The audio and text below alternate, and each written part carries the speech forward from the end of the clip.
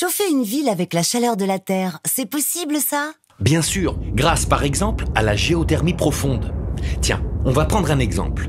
L'Île-de-France, c'est la plus grande concentration de réseaux géothermiques d'Europe. Ok, mais on va la chercher où cette chaleur? Elle se trouve dans le sous-sol, sous le bassin parisien.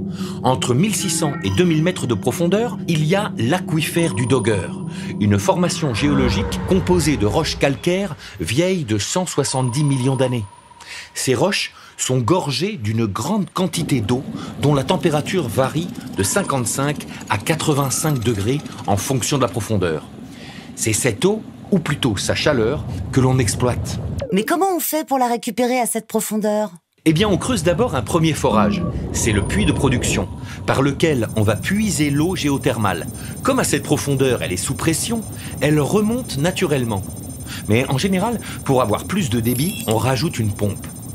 Une fois en surface, cette eau à environ 70 degrés arrive dans la centrale de géothermie où elle passe dans un échangeur thermique à plaques qui va permettre de récupérer et transmettre sa chaleur à un deuxième réseau d'eau, le réseau de distribution.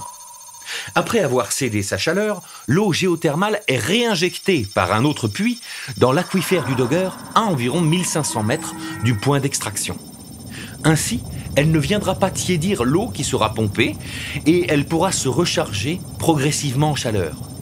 Cette eau des profondeurs circule donc en circuit fermé. C'est ce que l'on appelle la boucle géothermale. Ah ça je comprends, mais pourquoi on utilise un échangeur thermique? Parce que l'eau de l'aquifère du Dogger est une eau de mer très ancienne, chargée en sel, en minéraux et en gaz dissous. Elle est très corrosive, donc ce serait une mauvaise idée de la transporter à travers toute la ville. Revenons à l'échangeur de la centrale géothermique. À cette étape, la chaleur est transmise au réseau de distribution urbain composé de tubes isolés et enterrés qui passent dans toute la ville. C'est un réseau d'eau douce qui lui-même va apporter la chaleur au pied de chaque immeuble où des sous-stations équipées elles aussi d'échangeurs thermiques vont à leur tour échanger la chaleur avec les circuits de chauffage et d'eau chaude sanitaire de chaque immeuble.